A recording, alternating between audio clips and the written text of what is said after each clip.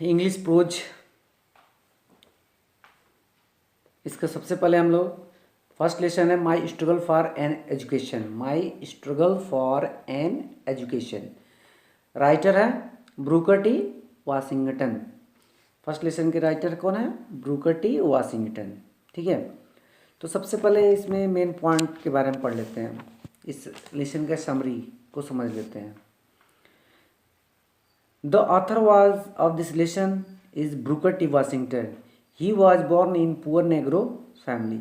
वह एक गरीब परिवार, नेग्रो परिवार में उनका जन्म हुआ था। जो राइटर हैं Booker T Washington. He worked in coal mine of Malden. He was a boy. वह एक कोल माइन में, कोयले की खान में, माल्डन सिटी में था, वहाँ पे वो काम कर रहे थे। One day he overhead the talk between the two miners. तो दो कोयला खान खोदने वाले दो व्यक्ति आपस में बात कर रहे थे। They were talking about a famous school for the coloured people.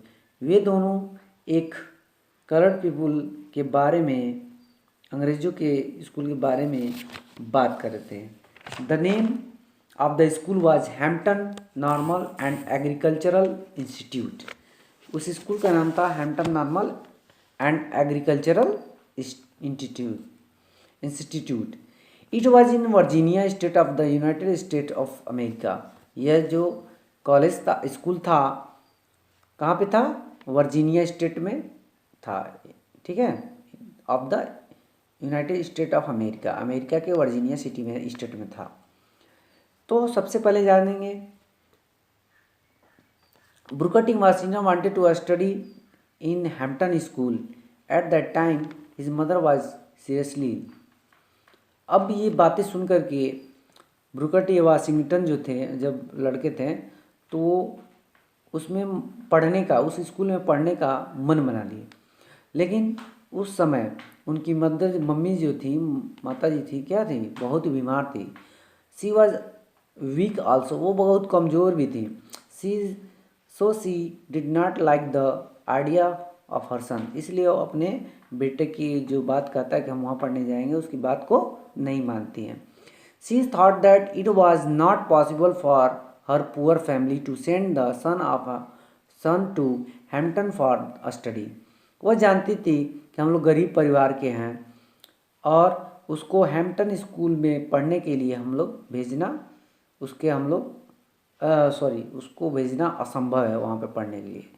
When the son pressed again and again, जब उनका बेटा ब्रूकर टी वाशिंगटन जो है वो बार बार प्रेस करने लगते हैं, मतलब दबाव डालने लगते हैं कि नहीं हम वहाँ पर पढ़ेंगे। सी gave her half hearted permission. तो वो आधे मन से उसको कहते हैं चलो ठीक है, जा वहाँ तुम पढ़ लेना। तो Washington brother John helped him according to his limit resources.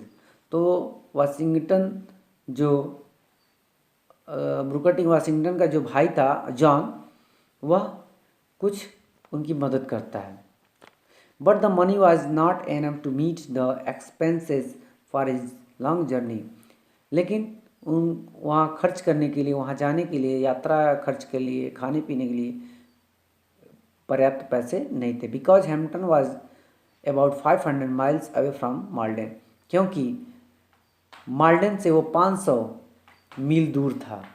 माल्डन, Hampton normal school जो था माल्डन से 500 किलोमीटर दूर था।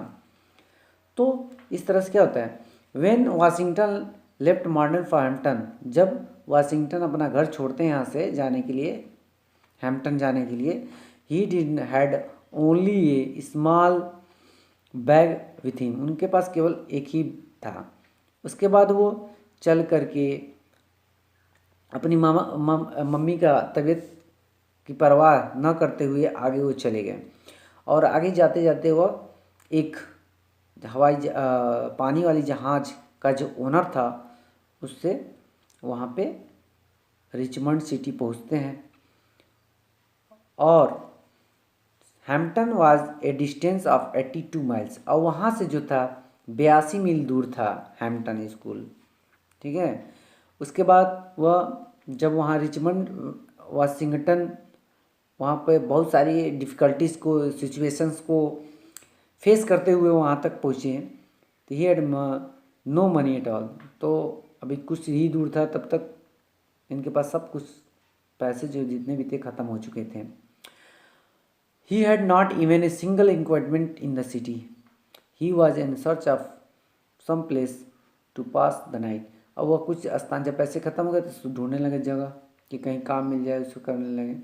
तो वहाँ पे lodging anywhere will, as he had no money to pay for it in such a helpless situation. अब वह असहाय स्थिति में वो लड़का पड़ गया वाशिंगटन, और वह साइड वाल किनारे सो गया। उसके बाद he got up in the morning and notice A ship near the place. तभी वो जगते हैं, सुबह में देखते हैं पास में एक पानी वाली जहाज़ है। तो वहाँ पे वो भूखे थे, वहाँ पे जाते हैं, काम करते हैं, उनको भोजन मिलता है, करते हैं, ठीक है। तो वहाँ पे जब पर्याप्त पैसा उस जहाज़ पे उनको पूरा हो जाता है तो वहाँ से पैसा बचा करके वो स्कूल पे पहुँचते हैं। और जब स्कूल पे पहुँचते हैं तो ऑन रीचिंग द स्कूल तो वहाँ पे एडमिशन के लिए जाते हैं। तो वहाँ पे जो टीचर है सारे फर्नीचर को पोछा लगाने के लिए बोल देती है, सारे अलमारी फर्नीचर को पोछा लगाने के लिए। तो ये एडमिशन कराने के लिए उसको 2 से 3 बार उसको पूरा डस्ट को धो देते हैं। जब हेड टीचर आती है वहाँ पे तो अपने हाथों से टेबल को टच करके देखती है थोड़ा भी डस्ट नहीं है, तो उससे वो सेटिस्फाइड हो जाती है, संतुष्ट हो जाती है, बहुत अच्छा कार्य इस लड़के ने किया। और ब्रूकर टी वाशिंगटन का उसमें इस इंस्टीट्यूट में एडमिशन हो जाता है, ठीक है।